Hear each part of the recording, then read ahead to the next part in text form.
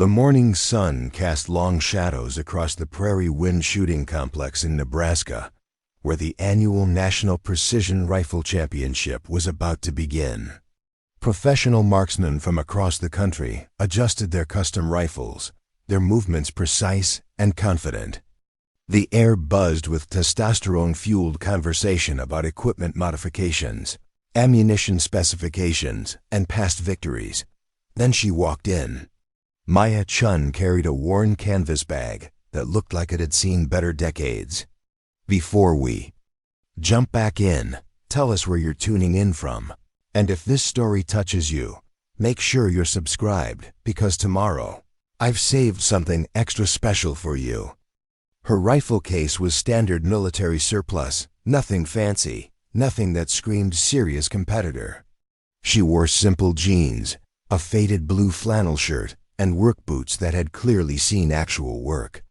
Her black hair was pulled back in a practical ponytail, and she moved with the unhurried gait of someone who had nowhere urgent to be.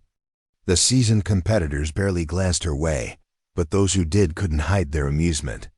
This wasn't the type of event where weekend warriors usually wandered in. The entry fee alone was $1,500, and most participants had invested tens of thousands in their equipment. Lost, sweetheart?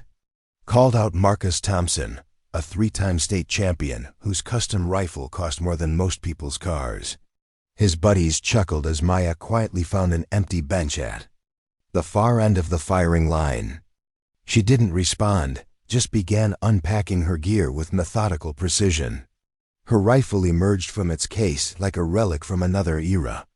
It was a Remington 700 that had clearly seen decades of use, its wooden stock worn smooth by countless hands, its metal components showing the patina of age and careful maintenance.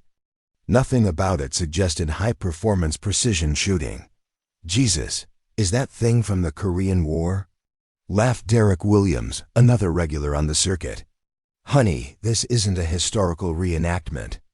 You might want to check out the gun show down the road. Maya's hands never paused in their work. She attached a scope that, while functional, was clearly several generations behind the cutting-edge optics the other competitors sported. Her ammunition came from simple cardboard boxes, not the custom-loaded, temperature-controlled cases the serious shooters preferred. But those who bothered to watch closely might have noticed something unusual. Every movement Maya made was economical, purposeful. She didn't fumble with equipment or check and recheck her setup like someone unfamiliar with her gear. Her hands moved with the unconscious competence of someone who had performed these actions thousands of times. The range officer, a weathered man named Bill Harrison who had been running shooting competitions for 30 years, approached her station. "Ma'am, I need to verify your registration and safety certification." Maya handed over her paperwork. Without looking up from her rifle, Harrison glanced at the forms, then did a double take. Maya Chun, age 28, occupation maintenance supervisor. He looked at her setup again, then back at the forms. "You sure you're in the right place, miss? This is a precision rifle championship. Entry level starts at 600 yards. "I'm sure," Maya replied quietly, her voice carrying just a hint of an accent that suggested English wasn't her first language. Harrison shrugged and moved on. He'd seen plenty of overconfident shooters get humbled by the sport over the years. Usually they figured out their mistake after the first stage and quietly withdrew. The other competitors had finished their setup and were now engaged in the ritual of pre-competition posturing. They compared equipment, shared stories of past victories, and discussed the technical challenges of the day's course of fire. The conversation was peppered with technical jargon and brand names that served as much to establish hierarchy as to share information. Maya remained apart from these discussions, focused on her own preparation. She pulled out a worn notebook and began making entries, occasionally glancing at the wind flags positioned around the range. Her pencil moved in quick, precise strokes, recording observations that meant something to her but would have been incomprehensible to most observers. What's she writing? A grocery list. Marcus asked his shooting partner, loud enough for Maya to hear, probably trying to figure out which end of the rifle the bullet comes out of. Derek replied, earning another round of laughter from the group. The morning progressed with the usual pre-competition routine. Competitors zeroed their rifles, made final adjustments to their equipment, and engaged in increasingly elaborate warm-up routines. Maya performed her own preparation with quiet efficiency, firing just 3 shots to confirm her zero and then setting her rifle aside. "That's it?" asked Sarah Mitchell, one of the few female competitors on the circuit and a formidable shooter in her own right. 3 shots? That's enough, Maya responded simply. Sarah had been shooting competitively for over a decade and had never seen anyone zero a rifle with such minimal preparation. Either this woman was incredibly experienced or completely clueless. Given her equipment and demeanor, Sarah suspected the latter. As the competition briefing began, the participants gathered around the range officer's station. Harrison explained the day's course of fire: 50 targets at distances ranging from 400 to 1,000 yards, with varying sizes and presentations. Time limits would be generous, but not unlimited. Weather conditions were ideal: light winds, clear skies, and stable temperatures. "The record for this course," Harrison announced, "is 47 hits out of 50, set by our own Marcus Thompson 3 years ago. The average score for first-time competitors is typically around 35 hits. Remember, this is about precision, not speed. Take your time, make your shots count." Maya listened without expression, occasionally making notes in her worn notebook. The other competitors were already calculating sight adjustments and discussing strategy. The course was designed to test every aspect of precision shooting: range estimation, wind reading, position stability, and mental fortitude. "Any questions?" Harrison asked. A few technical questions were raised and answered. Then Marcus raised his hand. "Bill, what's the policy on coaching? Can we get advice between stages?" "No coaching once the competition begins," Harrison replied. "You're on your own out there." Preparing and narrating this story took us a lot of time, so if you are enjoying it, subscribe to our channel. It means a lot to us. Now back to the story.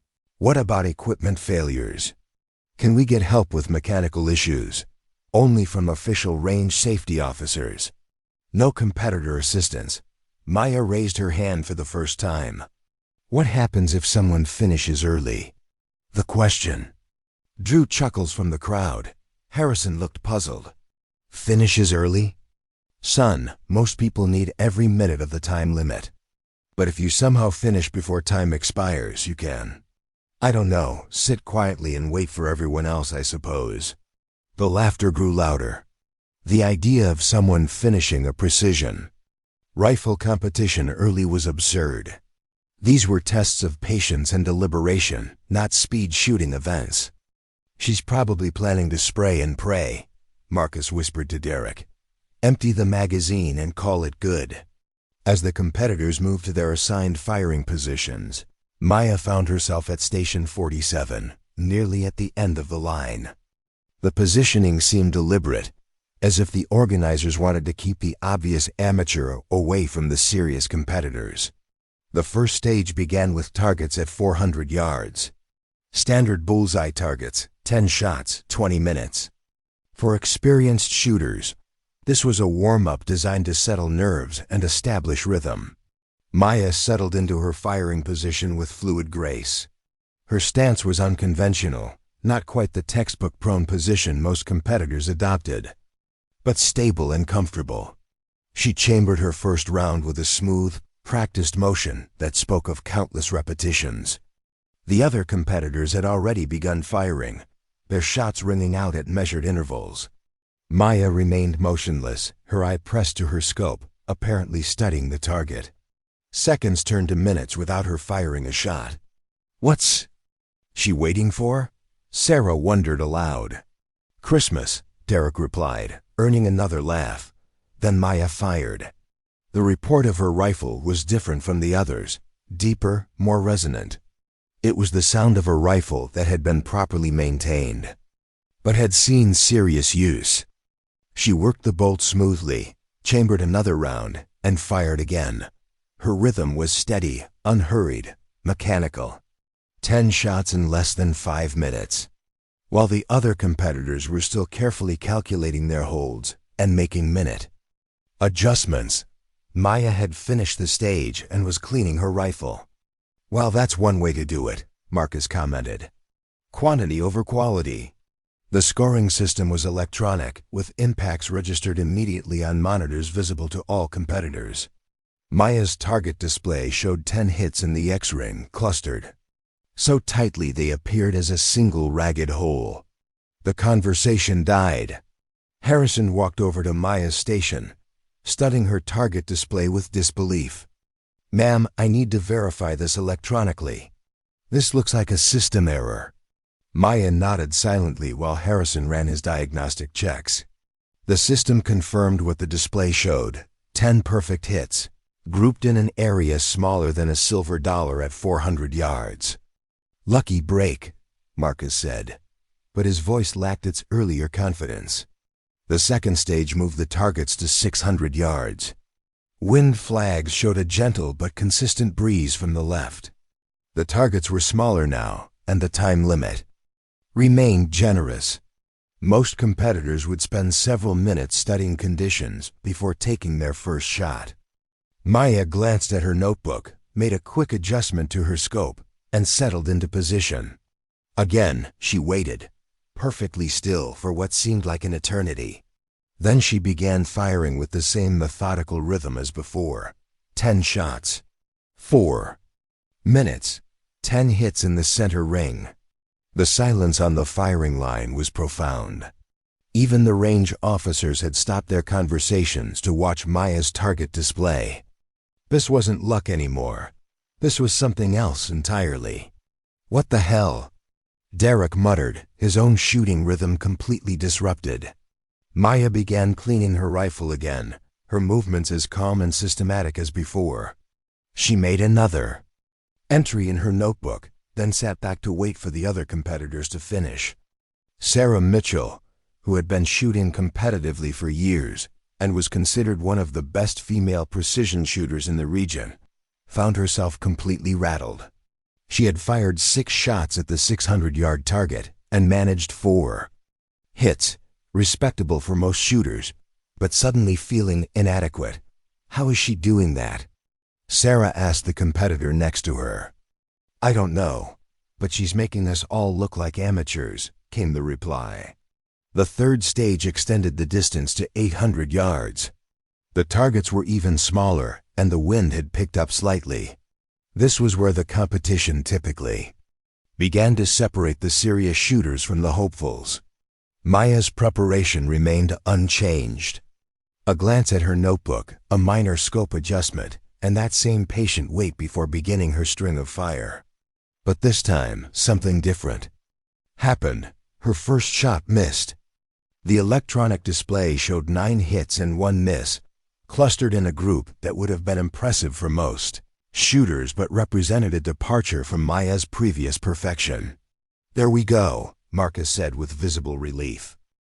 Back to reality, but Maya's expression hadn't changed. She made a note in her book, adjusted her scope by the smallest possible increment, and continued with the day's stages. The fourth stage, at 900 yards, saw Maya return to perfect form. 10 shots, 10 hits, grouped so tightly that the scoring system had difficulty registering them as separate impacts. By now, the other competitors had largely stopped shooting to watch Maya's performance. The range officers were openly staring. Even Harrison, who had seen thousands of shooters over his career, was shaking his head in disbelief. "I've never seen anything like this," he muttered to his assistant. "Not in 30 years of running competitions." The fifth and final stage moved the targets to 1,000 yards. At this distance, even the most skilled shooters would be satisfied with 7 or 8 hits out of 10. The targets appeared as tiny dots through the scopes, and the slightest error in estimation or execution would result in a miss. Maya's routine remained unchanged. She studied her notebook, made her scope adjustment, and settled into position. The wait seemed longer this time, as if she was reading conditions that others couldn't perceive. Then she began firing. The first shot hit center. The second shot hit center. The third shot hit center. The pattern continued with machine-like precision. 10 shots, 10 hits, grouped in an area that defied belief at 1,000 yards. When the final score was tallied, Maya had achieved something that had never been done in the history of the Prairie Wind Shooting Complex. 50 shots, 50 hits with 48 of them in the X-ring. The silence that followed was deafening. These were experienced competitors who understood the magnitude of what they had just witnessed. What Maya had accomplished wasn't just exceptional, it was historically significant. Marcus Thompson, whose record had stood for 3 years, was the first to speak. That's not possible. Nobody shoots 50 for 50 at these distances. The scoring system must be malfunctioning, Derek added, though his voice lacked conviction. Harrison had already begun his verification process, checking and rechecking the electronic scoring system. Every diagnostic confirmed the same result. Maya Chun had achieved perfect precision across 5 stages of increasingly difficult shooting. "Ma'am," Harrison said, approaching Maya's station, "I need to ask you some questions."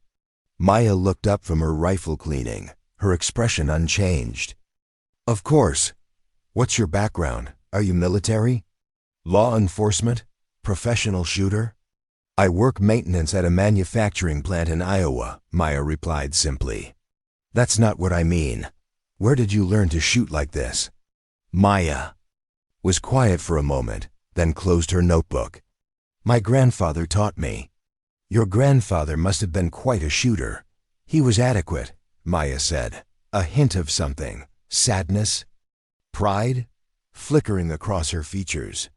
Harrison pressed further. What was his background? He was a farmer.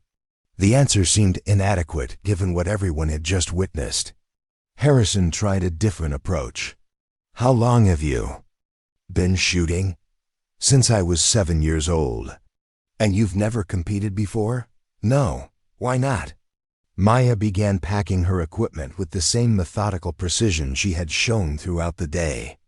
"Grandfather always said competition was for people who needed to prove something to others. He said the only person you should try to impress is yourself." "Then why are you here today?" Maya paused in her packing, her hands still for the first time all day. "Because I promised him I would, before he died.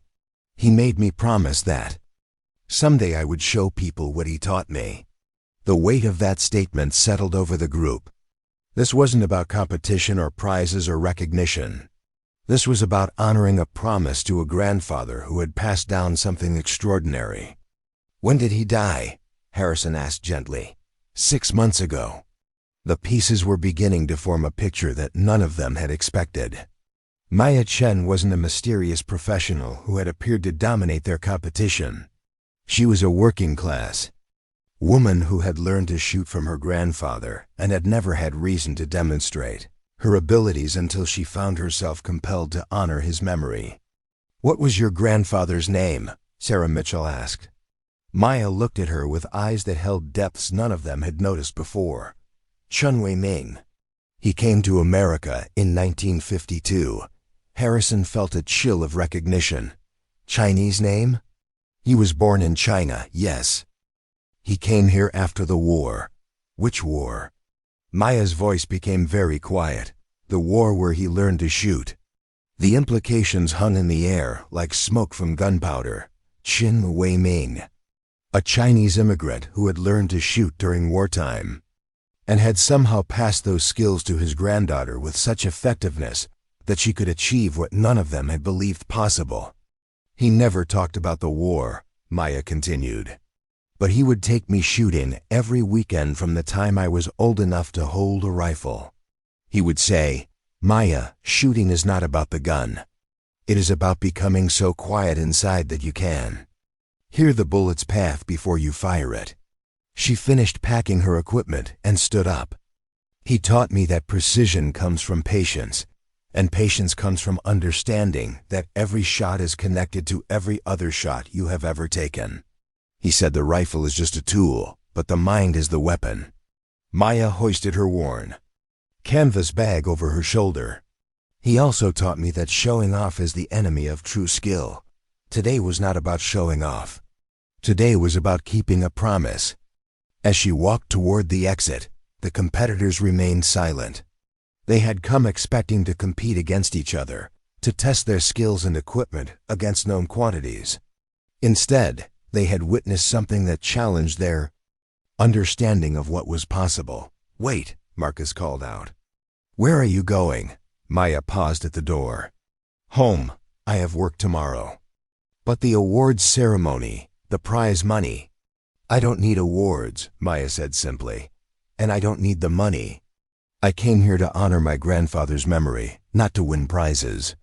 "But you just shot the highest score in the history of this competition. People need to know about this." Maya looked back at the group of competitors who had mocked her equipment and questioned her presence just hours earlier. People will know what they need to know.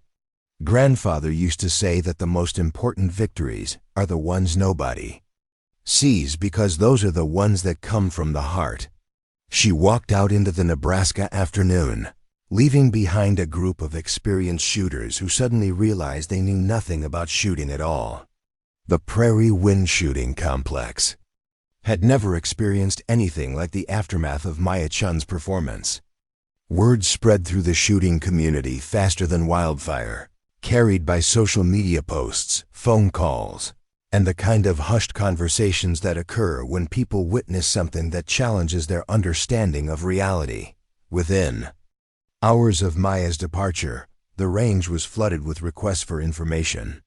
Shooting forums exploded with debates about what had actually happened. Videos taken by spectators went viral overnight, showing a quiet woman in work clothes achieving what seasoned professionals had deemed impossible. Bill Harrison found himself fielding calls from shooting publications, equipment manufacturers, and competition organizers from across the country. Everyone wanted to know the same thing.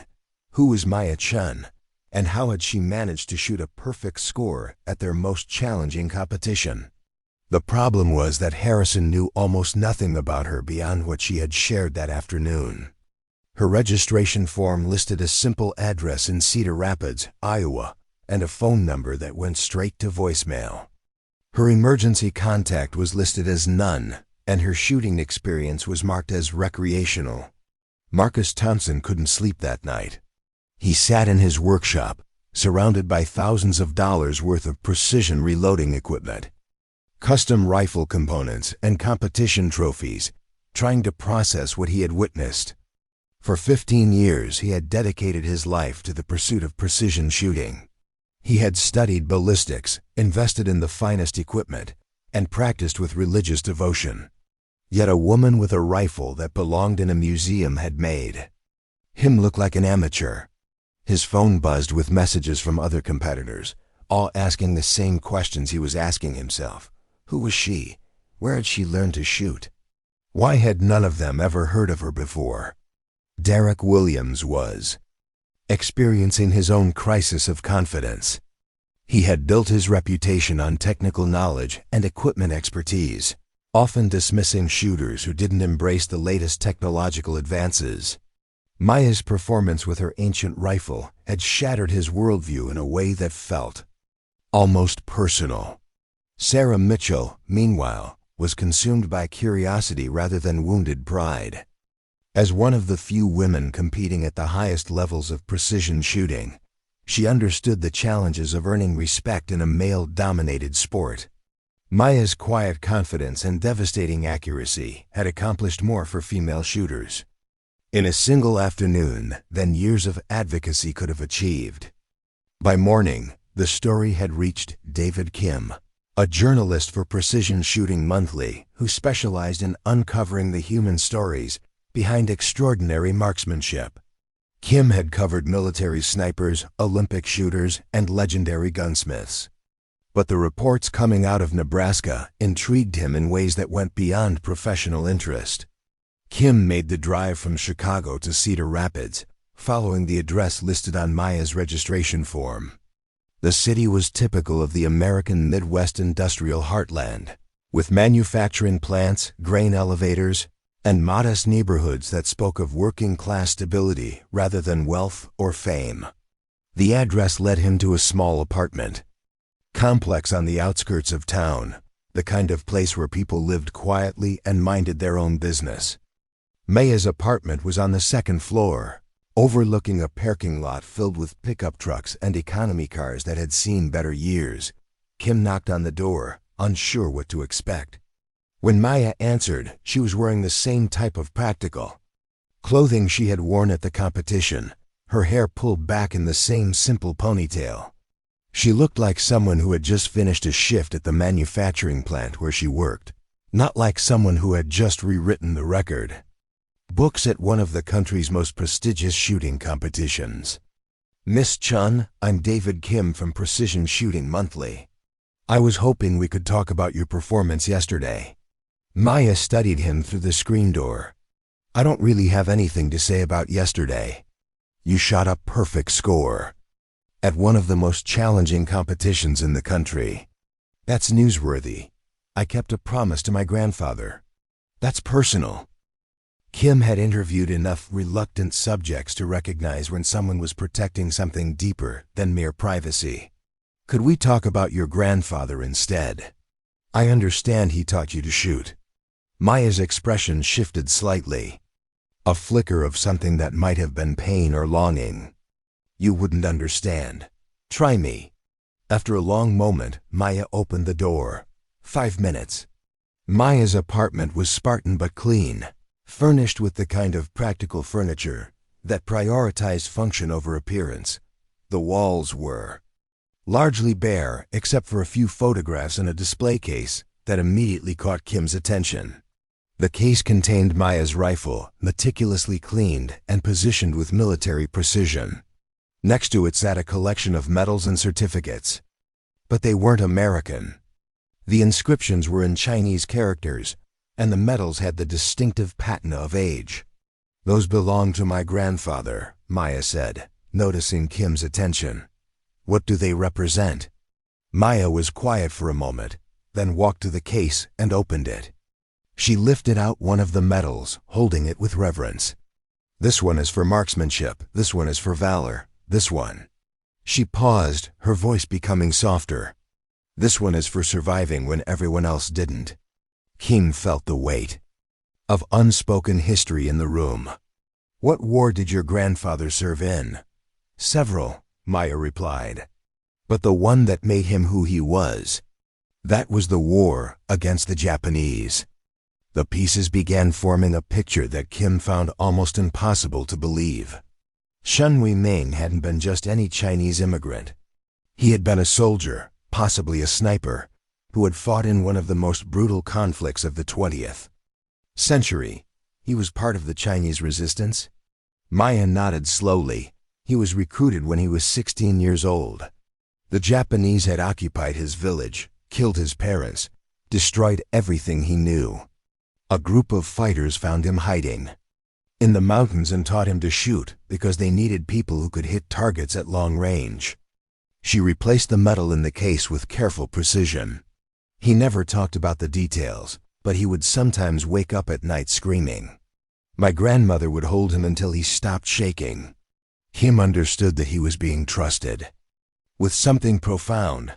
How did he end up in America? After the war, there was nothing left for him in China. The communists were taking over, and he had fought alongside the nationalists. He managed to get to Hong Kong, then eventually to America. He met my grandmother in San Francisco's Chinatown. She was working in a laundry, and he was doing construction work. Maya moved to the window, looking out at the parking lot, but seeing something else entirely. He never talked about being a soldier. He wanted to be just a farmer, to grow things instead of destroying them. So he saved money, bought a small farm outside of town, and tried to forget about the war. But he kept shooting. He said he Had to. Not because he wanted to, but because forgetting how to shoot would be like forgetting the people who died teaching him. He said every shot he took was a way of honoring the men who hadn't come home. Kim was beginning to understand the depth of what Maya had inherited. And he taught you everything he knew? He taught me more than shooting, Maya said. He taught me about patience, about respect, about the difference between killing and protecting. He would say that a rifle is the most dangerous tool ever invented, but in the right hands, it can also be the most protective. Maya returned to the display case and pulled out a worn photograph. It showed a young Chinese man in military uniform, holding a rifle that looked remarkably similar to the one Maya had used at the competition. His face was serious, aged beyond his years, but his eyes held the same quiet intensity that Kim had noticed in Maya. This was taken in 1943, Maya said. He was 19 years old and had already been fighting for 3 years. By the time the war ended, he was one of the most effective snipers in the Chinese army. Kim studied the photograph, trying to reconcile the young soldier with the grandfather who had taught a girl to shoot with such devastating precision. How effective! Maya's voice became very quiet. He had over 200 confirmed kills. But he never called them kills. He called them necessities. He said every shot was taken to save lives, not to take them. The scope of Maya's inheritance was staggering. Chen Weiming hadn't just been a skilled shooter. He had been a legend.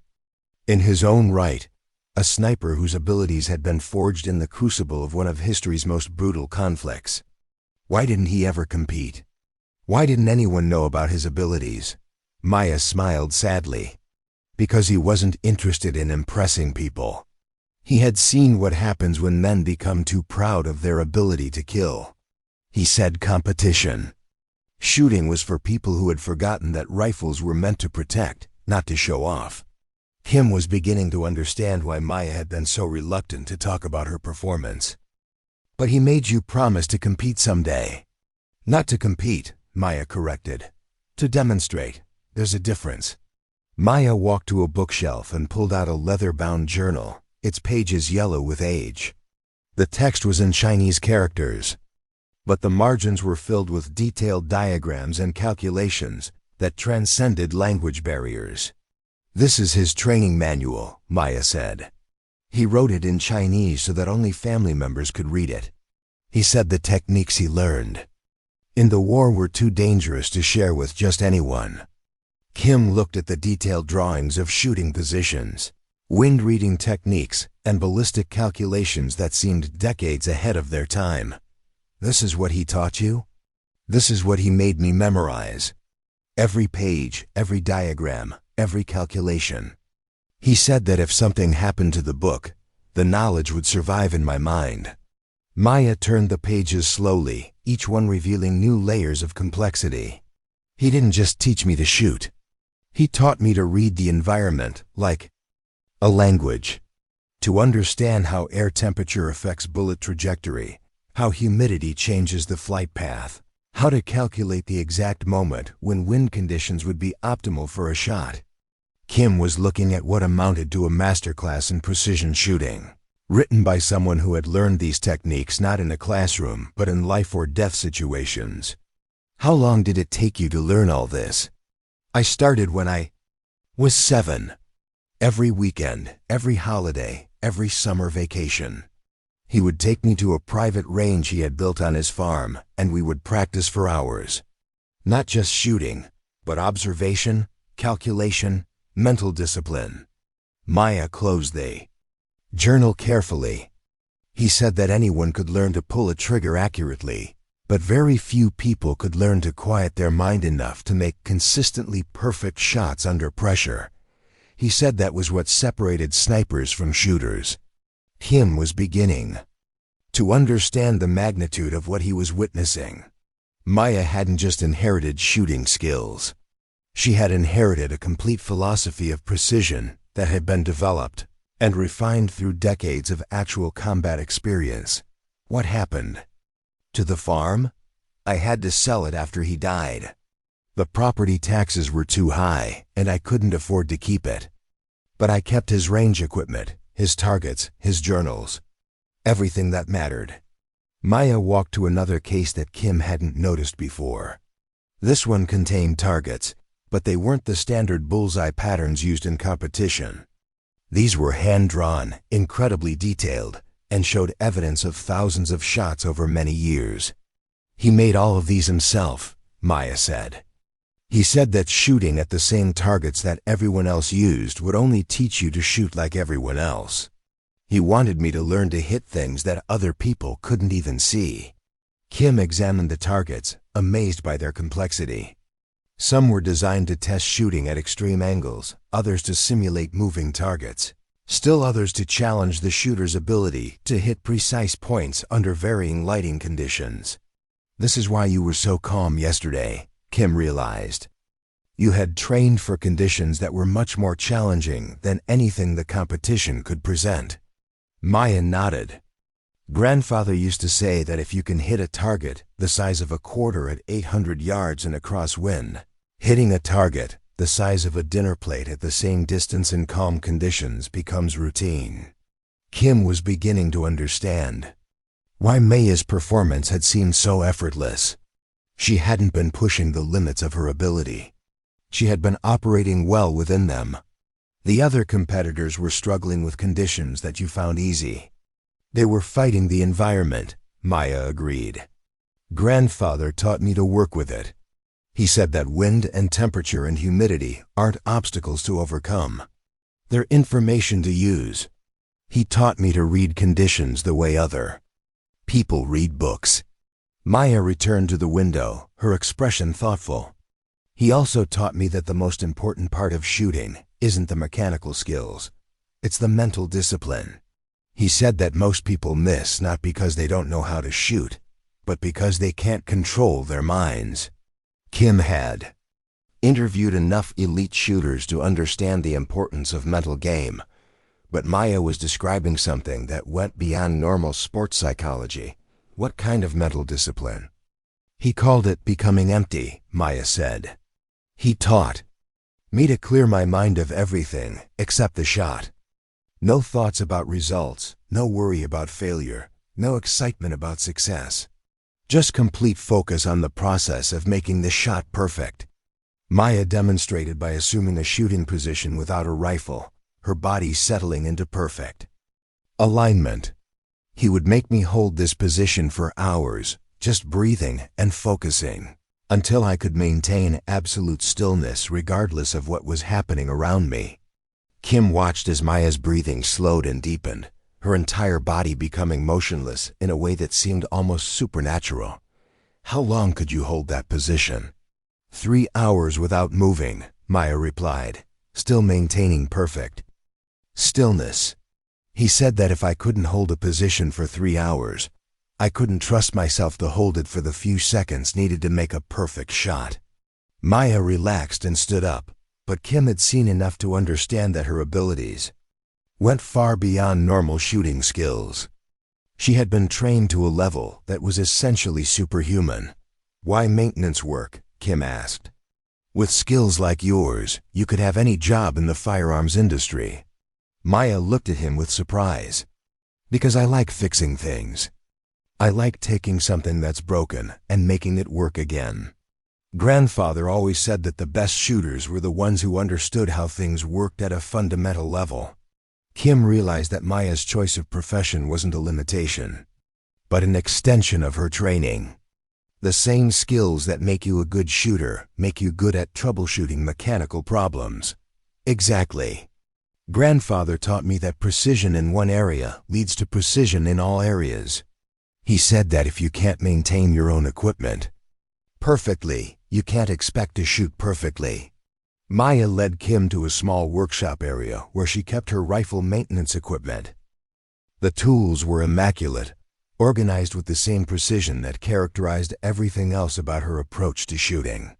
He taught me to build my own ammunition, to maintain my own equipment, to understand every component of the shooting system. He said that depending on other people for your equipment was like depending on other people for your life. Kim examined the reloading setup, noting the attention to detail that was evident in every aspect of Maya's preparation. "This is why you weren't impressed by the other competitors' equipment." "Their equipment was very good," Maya said diplomatically. "But equipment doesn't shoot. People shoot." Grandfather always said that the most important 6 inches of any rifle is the distance between the shooter's ears. Kim was beginning to understand why Maya's performance had been so devastating to the other competitors. They had been focused on having the best equipment, while she had been focused on being the best shooter. "What would your grandfather think about what you did yesterday?" Maya was quiet for a long moment. "I think he would be proud that I kept my promise. But he would also remind me that the demonstration was not about me. It was about honoring the people who taught him and the people who died so that he could survive to teach me." Kim felt the weight of that responsibility. Maya wasn't just carrying her grandfather's skills. She was carrying his obligations to the memory of fallen comrades. "What happens now? Are you going to compete again?"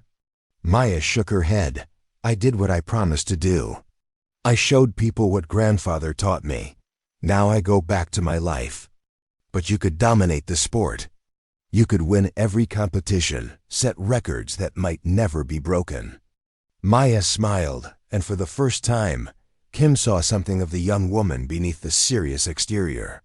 "Grandfather used to say that the moment you start shooting to impress other people, you stop shooting to honor the people who taught you. He said that competition was for people who had forgotten that shooting was about service, not about glory." Kim understood that he was in the presence of someone who had inherited not just extraordinary skills, but an extraordinary philosophy about how those skills should be used. "Will you teach others?" Maya considered this carefully. Grandfather never taught anyone except family. He said that the techniques he learned were too dangerous to share with people who might not understand the responsibility that comes with them. Kim pressed gently. "But surely some of what he taught you could benefit other shooters without compromising that responsibility." Maya walked back to her grandfather's journal, running her fingers over the worn leather cover. "Maybe. But it would have to be the right people, for the right reasons.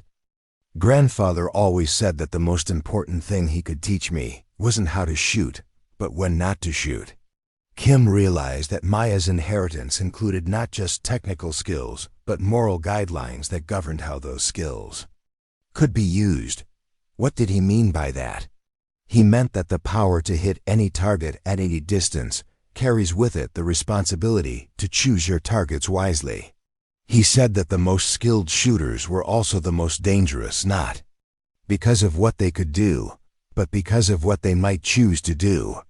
Maya closed the journal and returned it to its place on the shelf.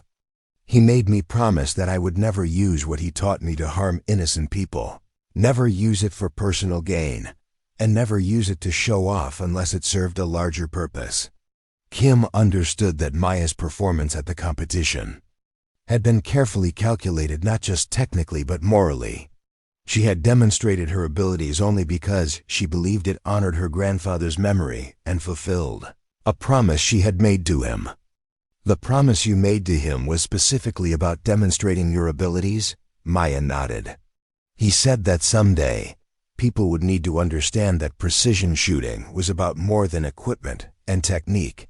He said that the real masters were the ones who combined technical skill with moral discipline, and that people needed to see what that looked like." Kim was beginning to understand the deeper message behind Maya's performance. It hadn't been about winning a competition. It had been about demonstrating that true mastery required not just skill but character. He wanted you to show people what he had learned about the connection between precision and responsibility.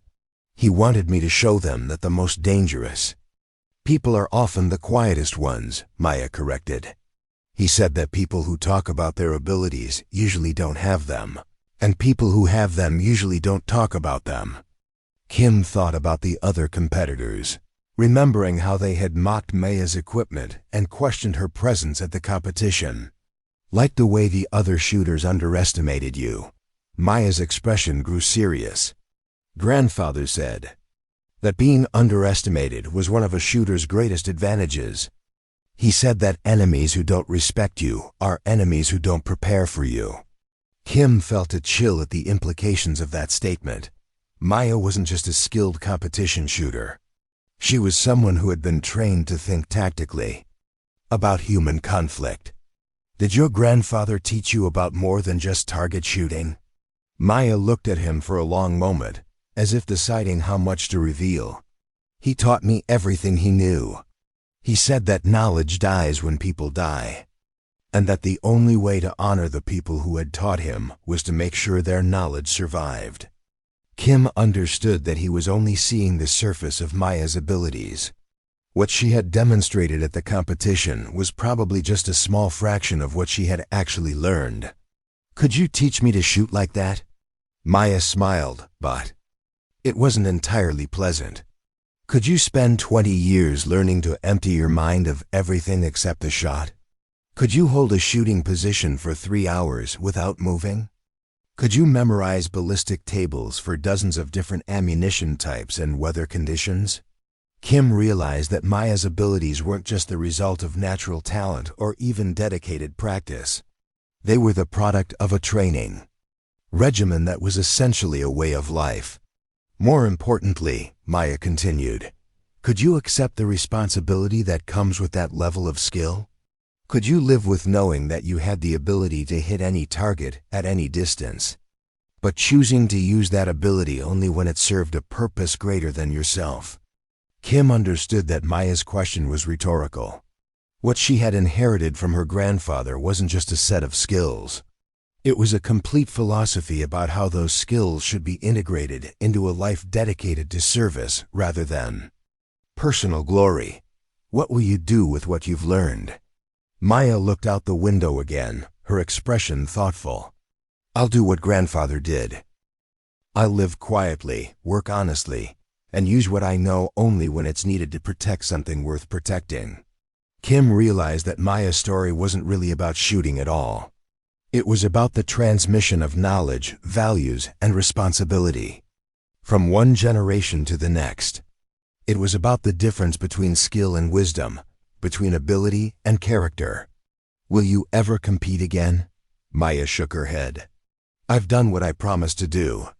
Now I go back to being invisible again.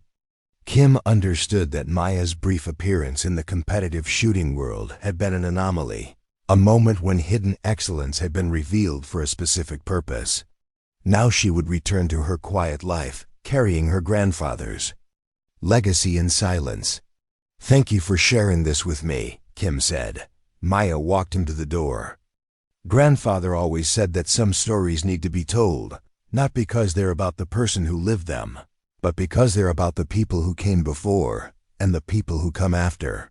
Kim left Maya's apartment with a profound sense of having witnessed something rare and important. Maya Chen wasn't just an extraordinarily skilled shooter. She was a living repository of knowledge and values that had been passed down through generations of conflict and sacrifice. As he drove back to Chicago, Kim found himself thinking about the implications of Maya's story.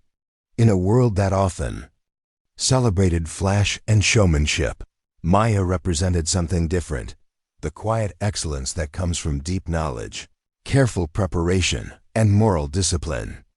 The story he would write wouldn't just be about an unknown woman who had dominated a shooting competition. It would be about the importance of remembering that true mastery requires not just skill but character, and that the most important victories are often the ones that nobody sees. David Kim's article about Maya Chen appeared in Precision Shooting Monthly 3 weeks later, and its impact rippled through the firearms community like a stone thrown into still water.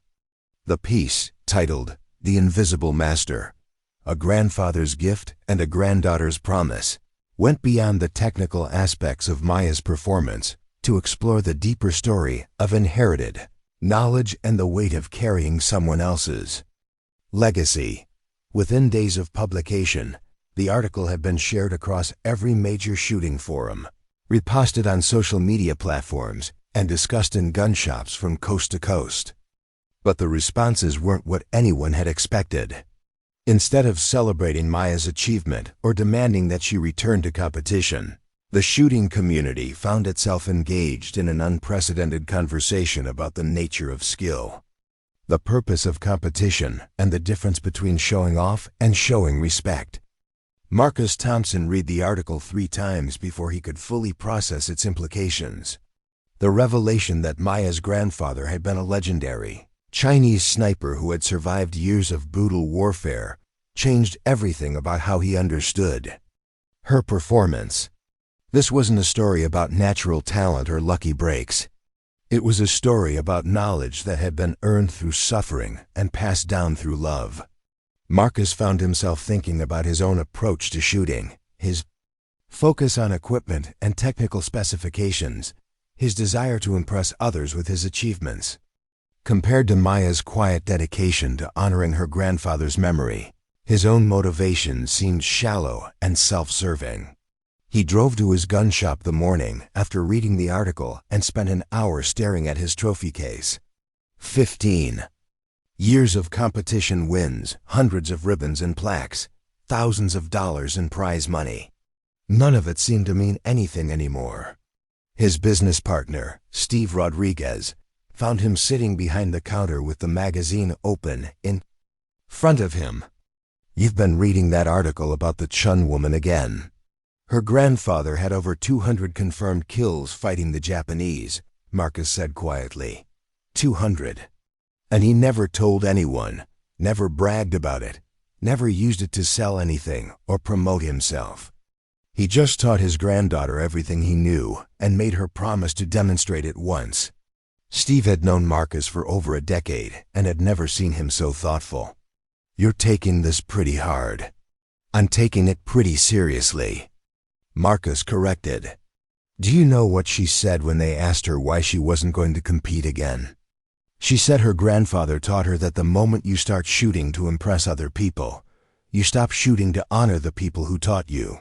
Marcus closed the magazine and looked around his shop, filled with the latest equipment and promotional materials from manufacturers who paid him to endorse their products. "What have I been doing for the last 15 years, Steve? Who have I been honoring?" Steve didn't have an answer because he was wrestling with the same questions. The article had forced both men to confront the possibility that they had been approaching their passion from entirely the wrong direction. Meanwhile, Sarah Mitchell was having her own crisis of purpose. As one of the few women competing at the highest levels of precision shooting, she had always felt pressure to prove that female shooters belonged in the sport. Maya's performance had accomplished more for women's credibility in shooting sports than years of advocacy and competition wins. But what struck Sarah most powerfully wasn't Maya's skill. It was her indifference to recognition. Sarah had spent years fighting for respect, demanding equal treatment, insisting that her achievements be acknowledged. Maya had simply demonstrated excellence and walked away. Sarah found herself questioning not just her approach to competition, but her understanding of what it meant to be successful as a female shooter. Maya had shown that true power didn't come from demanding respect, but from being so undeniably excellent that respect became irrelevant. The article's impact extended far beyond the competitive shooting community. Military training facilities began discussing the implications of Maya's grandfather's teaching methods. The idea that a Chinese resistance fighter had developed training techniques that were apparently superior to modern military instruction challenged assumptions about how marksmanship should be taught. Colonel James Patterson, who ran the sniper program at Fort Bragg, requested a copy of Kim's research notes and spent weeks analyzing the details of Chen Wei-ming's training philosophy.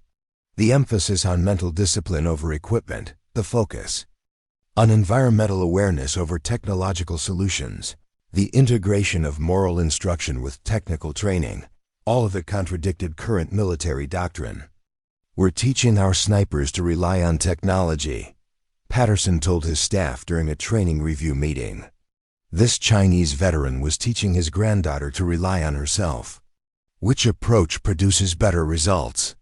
The question sparked A months-long review of sniper training protocols that would eventually lead to significant changes in how military marksmen were prepared for combat.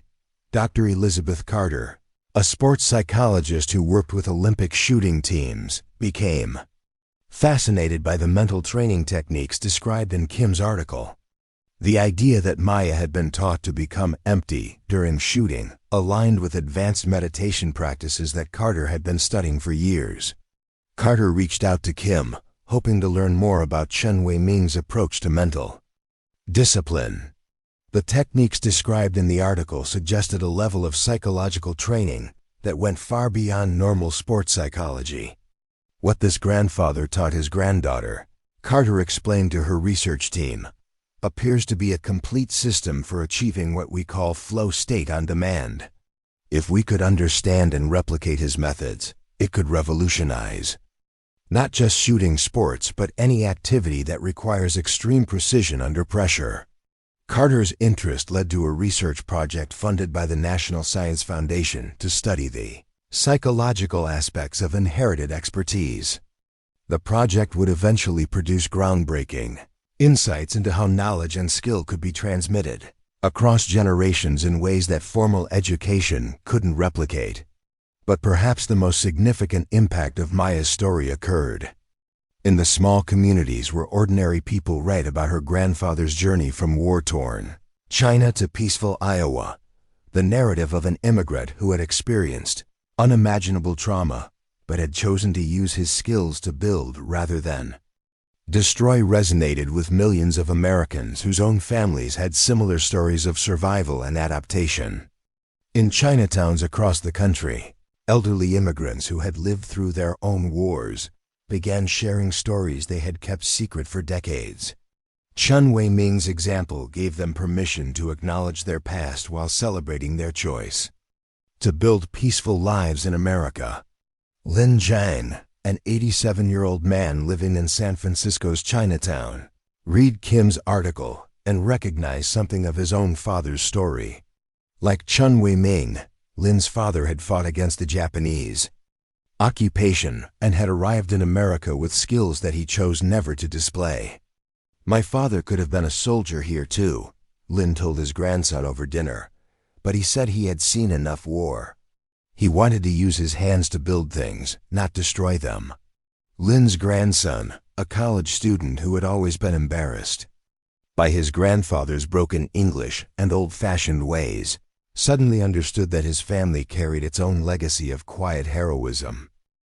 Similar conversations were happening in communities across America as the story of Chen Wei-Ming and Maya sparked discussions about the hidden histories that immigrant families carried. The narrative challenged stereotypes about Asian Americans, while celebrating the choice to transform wartime skills into peacetime virtues. Maya herself remained largely unaware of the broader impact her story was having. She continued working at the manufacturing plant, arriving early and staying late, applying the same attention to detail that characterized her shooting to the machinery she maintained.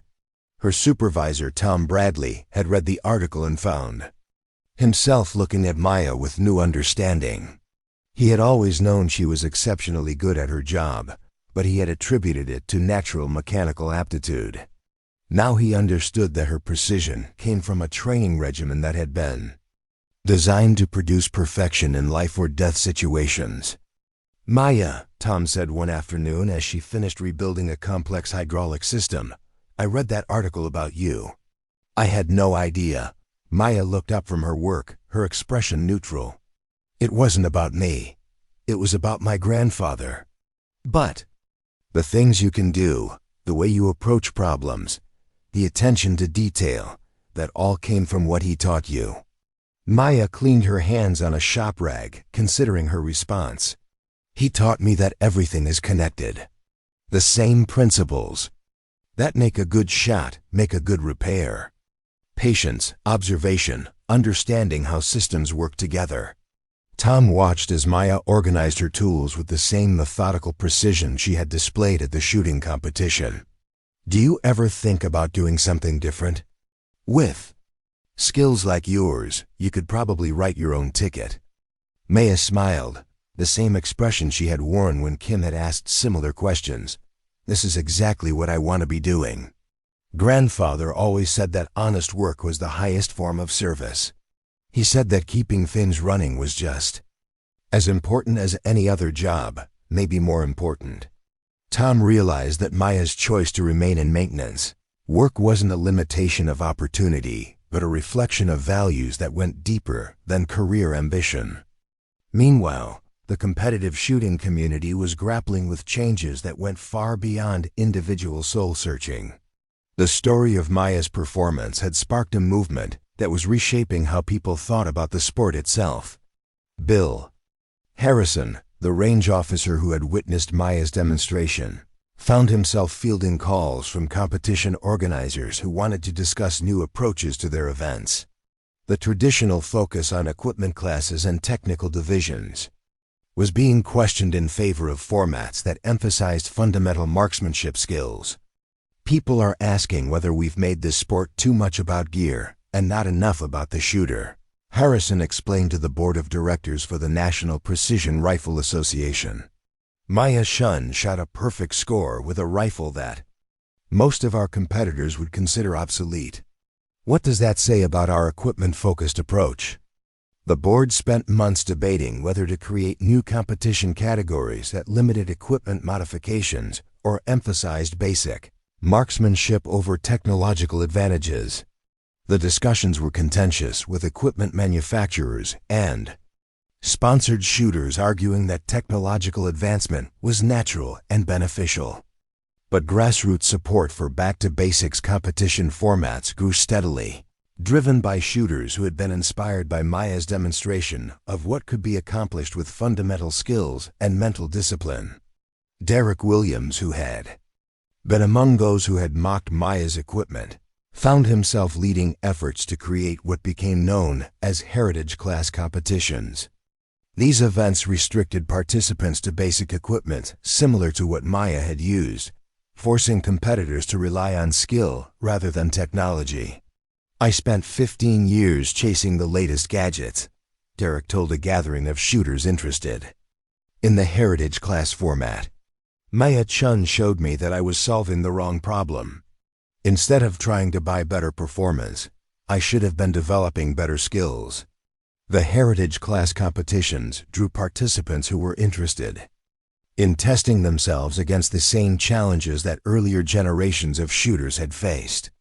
The events emphasized mental discipline, environmental awareness, and fundamental marksmanship in ways that mainstream competitions had largely abandoned. Sarah Mitchell became one of the most prominent advocates for the heritage class format, arguing that it provided opportunities for shooters who couldn't afford expensive equipment to compete on equal terms with those who could. Maya's grandfather didn't have access to custom rifles or hand-loaded ammunition, Sarah pointed out during a presentation to the National Rifle Association.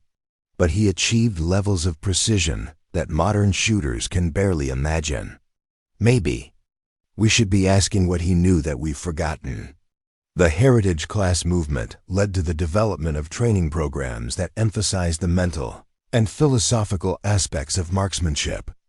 These programs drew on the techniques described in Kim's article about Maya's grandfather, adapted for civilian instruction.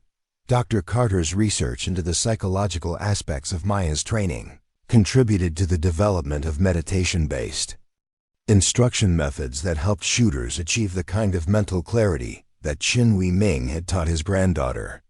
What we're learning, Carter explained during a presentation at the International Association of Sports Psychology, is that peak performance in precision activities requires not just physical skill, but a kind of mental emptiness that allows for pure focus. Maya's grandfather understood this intuitively, and modern neuroscience is confirming the effectiveness of his approach. The techniques that emerged from this research found applications far beyond shooting sports. Surgeons, airline pilots, and other professionals whose work required extreme precision under pressure began incorporating meditation and mental discipline training based on principles that Chen Wei Ming had developed in the mountains of wartime. China, Maya's story also inspired changes in how immigrant contributions to American culture were understood and celebrated. The narrative of a Chinese refugee who had used his wartime skills to build a peaceful life challenged stereotypes about both immigrants and veterans. Community organizations began documenting the stories of immigrant veterans whose contributions had been overlooked or forgotten. The Chun Wei Ming Foundation, established by Chinese American veterans groups, created scholarships for young people whose grandparents had served in foreign conflicts. Chun Wei Ming represents millions of immigrants who brought skills and experiences to America that were never fully recognized, explained Dr. Jennifer Wu, a historian who specialized in Asian American military service. His story reminds us that our communities are full of people whose capabilities and contributions we may never see unless we take the time to look. The Foundation's work led to the creation of oral history projects that preserve the stories of immigrant veterans from conflicts around the world. These projects revealed a hidden history of service and sacrifice that had been largely invisible to mainstream American culture. Maya was invited to serve on the Foundation's advisory board, but she declined, preferring to support their work quietly rather than become a public spokesperson. Her approach reflected the same philosophy that had guided her grandfather: service without recognition, excellence without ego. The Foundation is doing important work, Maya told the organizers. But my role is to live the values grandfather taught me, not to talk about them. Maya's commitment to quiet excellence continued to influence people who encountered her story, even as she remained largely invisible in her daily life. The manufacturing plant where she worked became a destination for industrial engineers who wanted to study her approach to machinery maintenance and problem solving. Her methods, which combined extreme attention to detail with intuitive understanding of mechanical systems, produced results that impressed engineers with decades of experience. But Maya consistently deflected efforts to promote her techniques or turn her approach into formal training programs. Grandfather taught me that the best way to teach is through example, Maya explained to a group of engineering students who had requested a tour of her workplace. If people want to learn, they'll watch and figure it out for themselves. Maya's approach to mentorship reflected her grandfather's philosophy that true knowledge couldn't be simply transmitted through words, but had to be absorbed through observation and practice over time. The young engineers who worked alongside Maya began adopting her methods without formal instruction, learning through daily example how precision thinking could be applied to mechanical problems. Their improved performance created ripple effects throughout the company and eventually throughout the industry. 5 years after Maya's demonstration at the Prairie Wind Shooting Complex, the impact of her story continued to expand in ways that surprised everyone involved. The heritage class competitions had grown into a national movement with thousands of participants.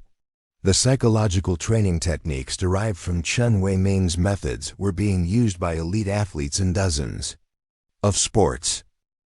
The oral history projects inspired by Maya's story had documented thousands of previously unknown stories of immigrant service and sacrifice.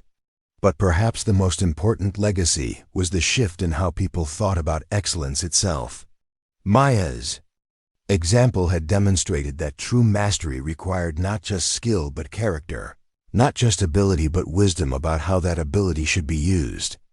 Marcus Thompson, whose crisis of confidence had led him to completely restructure his approach to shooting, became one of the most effective instructors in the heritage class movement. His teaching emphasized mental discipline over equipment advantages, and his students consistently performed at levels that surprised competitors who relied on technological solutions. Maya Chun taught me that equipment is just equipment, Marcus told his students during a training session. The real weapon is between your ears. If you can't control your mind, the best rifle in the world won't help you. Marcus's transformation from equipment-focused competitor to philosophy-focused instructor represented the kind of change that Maya's story had inspired throughout the shooting community. Sarah Mitchell used her platform as a successful female shooter to promote opportunities for women and minorities in shooting sports. But her approach had been fundamentally changed by Maya's example. Instead of demanding recognition, Sarah focused on demonstrating excellence and letting results speak for themselves. Maya showed me that real power doesn't come from fighting for respect, Sarah explained during a presentation to young female shooters. It comes from being so undeniably good at what you do that respect becomes inevitable. Sarah's approach influenced a generation of female shooters who focused on developing exceptional skills rather than arguing for equal treatment. Their collective excellence made gender-based discrimination increasingly difficult to justify or maintain. Dr. Carter's research into the psychological aspects of precision performance had evolved into a comprehensive understanding of how mental discipline could be developed and applied across different domains. Her work was being used to train everyone from emergency room doctors to air traffic controllers. What Chun Wei-Ming understood, Carter explained during a keynote address at the World Conference on Performance Psychology, is that peak performance in any field requires the ability to achieve complete mental clarity under pressure. The techniques he developed represent one of the most effective approaches to training this ability that we've ever studied. Carter's research had validated Chun Wei-Ming's intuitive understanding of how the mind worked under stress, providing scientific support for training methods that had been developed through practical experience in life-or-death situations. Meanwhile, Maya continued her quiet life in Cedar Rapids, maintaining machinery and honoring her grandfather's memory through daily demonstration of the values he had taught her. She had kept the promise she made to him, showed the world what he had taught her, and returned to the invisible excellence that he had always preferred. The manufacturing plant where Maya worked had become more efficient and reliable than anyone thought possible, largely due to her approach to preventive maintenance and system optimization. But Maya continued to deflect efforts to promote her methods or turn her into a corporate spokesperson. The machines work better because I pay attention to them, Maya told a visiting delegation of industrial engineers. Grandfather taught me that everything deserves respect, even machines. If you respect something enough to understand it completely, it will serve you faithfully. Maya's philosophy of respectful attention had transformed not just her own work, but the culture of the entire facility. Co-workers had begun adopting her methods and her attitude, creating an environment where mechanical problems were prevented, rather than simply repaired. The ripple effects of Maya's influence extended far beyond the shooting range, where she had first demonstrated her abilities. Her story had become a catalyst for conversations about immigrant contributions, hidden excellence, the relationship between skill and character, and the importance of honoring the knowledge passed down through families. But Maya herself remained focused on the simple daily practice of living up to the standards her grandfather had set. Every morning, she arrived at work early and stayed late. Every weekend, she cleaned and maintained her grandfather's rifle. Not because she planned to compete again, but because maintaining his equipment was a way of maintaining his memory. The world had changed because of what Maya had chosen to reveal about her grandfather's legacy. But Maya herself remained unchanged, invisible, excellent, and dedicated to the quiet service that Chun Wei-Ming had taught her was the highest form of honor. Years later, when shooting historians wrote about the transformation of competitive marksmanship in the early 21st century, they would trace the changes back to a single afternoon in Nebraska when a maintenance worker had demonstrated what her grandfather had taught her about precision and respect. But Maya never read those histories. She was too busy honoring her grandfather's memory in the way he would have wanted, through daily excellence that needed no audience, through service that sought no recognition, and through the quiet confidence that comes from knowing you have kept faith with the people who taught you everything that matters. 10 years had passed since Maya Shin's demonstration at the Prairie Wind Shooting Complex, and the world had moved on in the way that worlds do.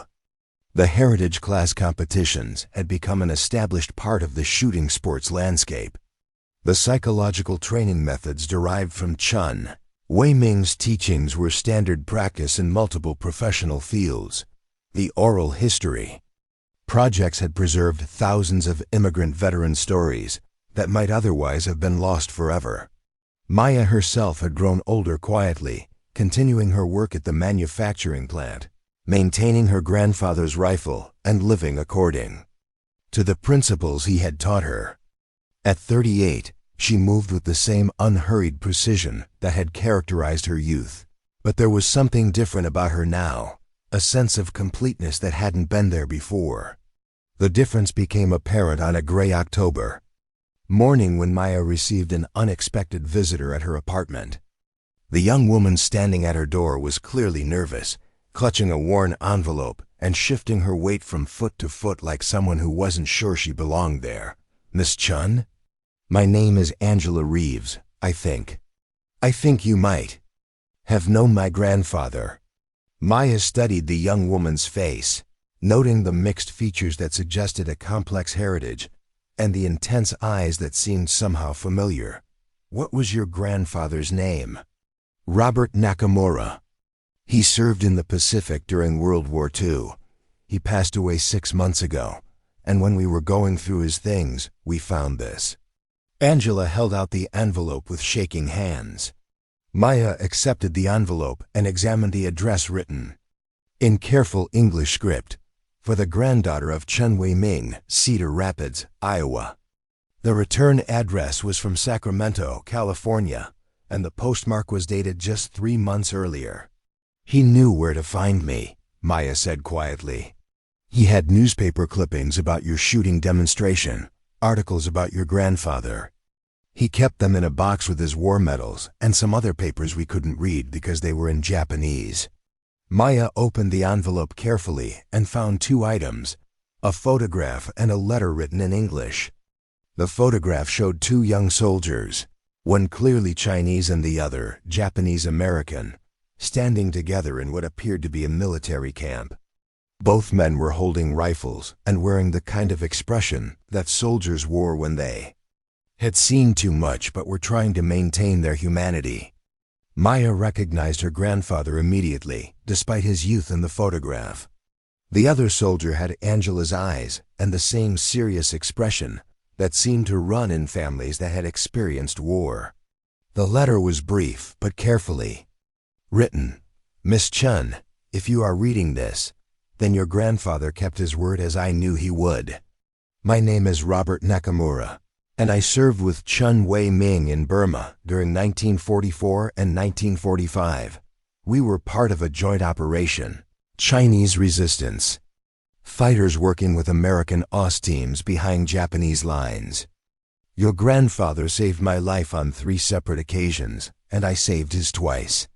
We spent 18 months together in the jungle, and he taught me everything I know about precision shooting and mental discipline. When the war ended, we promised each other that if we survived and had families, we would make sure our grandchildren knew that enemies can become brothers when they share common purpose. I read about your demonstration at the shooting competition, and I knew that Chen Wei Ming had kept his promise to teach his family what we learned together. I hope this letter finds you well and that you understand that your grandfather was not just a great shooter, but a great man. If you are willing, I would like my granddaughter Angela to learn some of what your grandfather taught you. Not the shooting necessarily, but the discipline and the respect for precision that made him who he was. She is struggling to find her way in life, and I believe that understanding where she comes from might help her understand where she is going. Your grandfather once told me that knowledge dies when people die, but wisdom lives when it is passed along with love. I hope you will consider sharing some of your grandfather's wisdom with my granddaughter. With respect and gratitude, Robert Nakamura, Technical Sergeant, United States Army, retired." Maya read the letter twice, then looked at Angela, who was watching her with hopeful anxiety. "Your grandfather was a sniper too?" Angela nodded. "He taught me to shoot when I was young, but after he came back from the war, He never talked about it much. He would just say that shooting was about more than hitting targets, but he never explained what he meant. Maya studied the photograph. Again, seeing her grandfather as a young man fighting alongside soldiers who had been his enemies before they became his allies. The complexity of that relationship spoke to truths about human nature that went far beyond nationality or politics. What did your grandfather tell you about the war? Not much. He said that good people sometimes had to do terrible things to stop worse people from doing more terrible things. He said that the hardest part wasn't learning to fight, but learning when to stop fighting. Maya understood that Robert Nakamura had experienced the same transformation as her grandfather, the evolution from warrior to protector, from someone who took lives to someone who preserved them. What are you hoping to learn? Angela looked uncertain. I don't really know. I'm 25 years old, and I feel like I'm drifting. I have a college degree, but I can't find work that means anything to me. I have some shooting skills, but I don't know what to do with them. Grandpa always said I had potential, but he died before he could explain what he meant. Maya recognized the confusion in Angela's voice. It was the same uncertainty she had felt after her grandfather's death, the sense of carrying something valuable but not understanding its purpose. Would you like to see my grandfather's training materials? Angela's eyes lit up with interest. Could I? Maya led Angela into her apartment and showed her the display case containing Chen Wei-ming's medals and journals.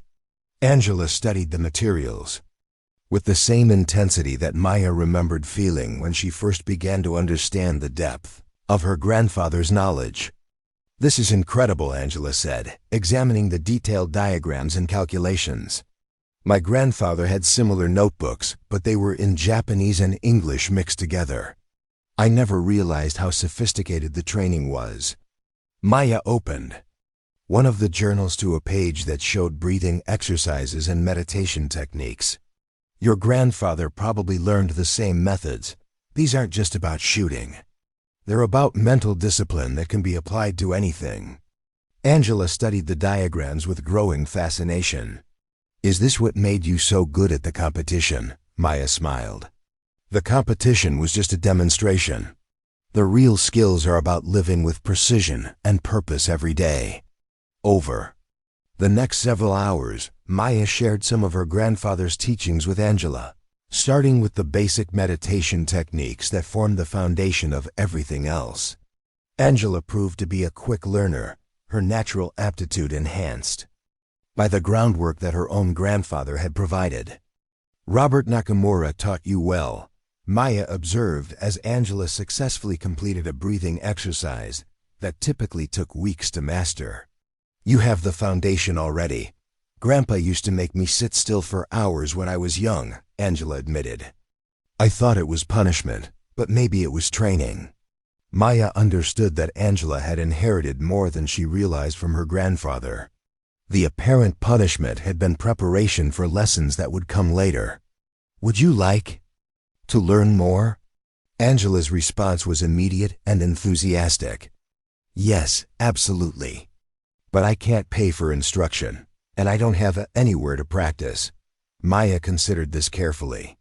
Her grandfather had never accepted payment for sharing his knowledge, believing that wisdom should be freely given to those who would use it wisely. But she had also never trained anyone outside her family. Payment isn't necessary, Maya said finally. But commitment is essential. If you want to learn what my grandfather taught me, you have to understand that it's not just about shooting. It's about becoming someone who can be trusted with dangerous knowledge. Angela's expression grew serious. What do you mean? Maya walked to the window and looked out at the parking lot where she had spent so many mornings and evenings over the years. My grandfather had the ability to kill anyone at distances that most people couldn't even see. But he chose to use that ability only to protect innocent people. He taught me that having dangerous skills means having dangerous responsibilities. Angela absorbed this quietly. My grandfather said something similar. He told me that power without wisdom was more dangerous than no power at all. Maya recognized the echo of her grandfather's teachings in Angela's words. Then you understand why this isn't something to take lightly. I understand. Maya made a decision that would have surprised her 10 years earlier. Then we'll begin this weekend. But you need to understand that this isn't about making you a better competitor or helping you find a career. This is about teaching you to live with precision and honor. Angela's training began that Saturday at a private range outside of town. Maya had built the facility herself over the years, using her mechanical skills to create training scenarios that replicated the challenges her grandfather had designed for her. The first lesson had nothing to do with firearms. Instead, Maya taught Angela the meditation techniques that formed the foundation of everything else. Angela sat motionless for 3 hours, learning to quiet her mind and achieve the kind of mental clarity that made precision possible. I can see why Grandpa made me practice sitting still, Angela said after completing the exercise. But this is different. This feels purposeful. Maya nodded approvingly. Your grandfather was preparing you for this without telling you what he was doing. He understood that some lessons can only be learned when the student is ready to receive them. The training progressed slowly but steadily. Angela learned to read environmental conditions with the same precision that Maya had demonstrated at the Prairie Wind competition. She mastered the breathing techniques that allowed for perfect stillness during the critical moments of shot execution. Most importantly, she absorbed the philosophical framework that governed how these skills should be used. Why are you teaching me this? Angela asked during their 4th month of training. You could be making money teaching these techniques to professional shooters or military units. Maya was cleaning her grandfather's rifle, performing the same maintenance ritual she had completed thousands of times. Because Robert Nakamura and Shen Wei Ming made promises to each other that extended beyond their own lives. I'm keeping my grandfather's part of the promise. Angela understood that she was the beneficiary of a brotherhood forged in wartime and maintained across decades of peace. What happens when I'm ready? Do I find someone else to teach? Maya looked up from her work. That depends on who you become and what life asks of you. My grandfather taught me everything he knew because he recognized something in me that needed that knowledge. If you encounter someone who needs what you're learning, you'll know. As Angela's skills developed, Maya began to understand why her grandfather had been willing to teach her so much. The process of transmission forced her to articulate principles that she had previously absorbed intuitively. Teaching Angela helped Maya understand her own abilities more completely. You're learning as much as I am, Angela observed during a particularly challenging training session. Maya smiled. My grandfather used to say that teaching was the final stage of learning. He said you didn't really understand something until you could help someone else understand it. The training relationship evolved into something deeper than instruction. Angela became the daughter Maya had never had, and Maya became the mentor Angela had lost when her grandfather died. The bond between them was strengthened by their shared inheritance of knowledge that few people could understand. After 18 months of training, Angela achieved something that surprised even Maya. During a precision shooting exercise at extreme range, Angela managed to hit a series of targets that tested the absolute limits of what their equipment could accomplish. I think you might be better than I am, Maya admitted after reviewing Angela's scores. Angela shook her head. I'm different than you are. You learned these skills to honor your grandfather's memory. I'm learning them to prepare for something that hasn't happened yet. Maya understood what Angela meant. While Maya's training had been about preserving and demonstrating inherited knowledge, Angela's training was about preparation for unknown challenges that would require those skills. What do you think you're preparing for? Angela was quiet. For a moment, studying the targets she had just hit with impossible precision. I don't know exactly. But I have a feeling that skills like these are going to be needed by people who want to protect things that matter.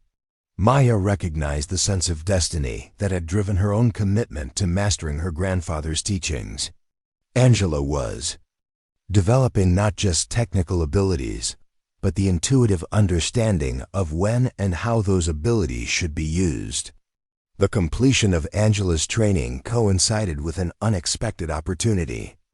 A federal law enforcement agency was looking for instructors who could teach advanced marksmanship techniques to agents who specialized in hostage rescue and counter-terrorism operations. They want someone who can train agents to make precise shots in situations where civilian lives are at stake, Maya explained after receiving the inquiry. The kind of precision shooting that puts moral responsibility ahead of technical achievement. Angela understood immediately why Maya had been approached. They need someone who understands that shooting isn't just about hitting targets. Maya nodded. The question is whether you're ready to take on that kind of responsibility. Angela considered this carefully. She had spent 2 years learning not just how to shoot with extraordinary precision, but how to think about the moral implications of that ability. The federal training position would give her the opportunity to pass those lessons on to people whose jobs required life or death decisions. I think this is what Grandpa was preparing me for, Angela said finally. Not just the shooting skills, but the understanding of when those skills should and shouldn't be used. Maya agreed to recommend Angela for the position, but only after extracting a promise that she would continue to honor the principles that both their grandfathers had valued above technical excellence. Remember that every person you train carries some responsibility for how they use what you teach them, Maya warned. Your grandfather and my grandfather understood that knowledge can be dangerous in the wrong hands. Angela accepted the federal training position and proved to be exceptionally effective at teaching agents, not just marksmanship techniques, but the mental discipline required to make ethical decisions under extreme pressure. Her students consistently scored higher on both technical evaluations and scenario-based tests that measured judgment under stress. Maya watched Angela's success with the same quiet pride that she imagined her grandfather would have felt watching her own development. The circle of knowledge that had begun with Chen Wei-ming's wartime experiences had expanded to include another generation of protectors. The story of Maya and Angela's relationship never became public knowledge. There were no magazine articles, no social media posts, no competition appearances that drew attention to what they had accomplished together. Both women preferred the invisible excellence that their grandfathers had modeled. But the effects of their work rippled outward in ways that honored the intentions of both Chen Wei-ming and Robert Nakamura. Angela's students became more effective at protecting innocent lives. Maya's example continued to influence the manufacturing plant where she worked, creating standards of precision and reliability that improved everything they produced. On the 10th anniversary of Maya's demonstration at the Prairie Wind Shooting Complex, Angela visited Cedar Rapids to participate in a private ceremony that only the 2 women attended. They drove to the farm where Chen Wei-ming had built his training range and spent the afternoon shooting targets that replicated the challenges he had designed for Maya decades earlier. Do you ever wonder what they would think of what we've done? Angela asked as they cleaned their rifles at the end of the day. Maya looked across the fields where her grandfather had spent his final years, transforming himself from warrior to farmer, from destroyer to creator. I think they would be satisfied that we kept faith with what they taught us. Angela understood that their grandfather's greatest achievement hadn't been their wartime exploits, but their transformation of those experiences into wisdom that could be passed on to future generations. As the sun set over the Iowa farmland, Maya and Angela packed their equipment with the same methodical precision that their grandfathers had taught them. They had honored the promises made by 2 old soldiers who had learned that former enemies could become lifelong brothers when they shared common values.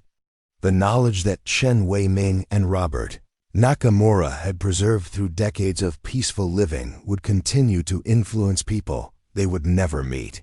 protecting lives they would never know about, serving purposes they could never have imagined. Maya drove back to Cedar Rapids, knowing that her grandfather's legacy was secure.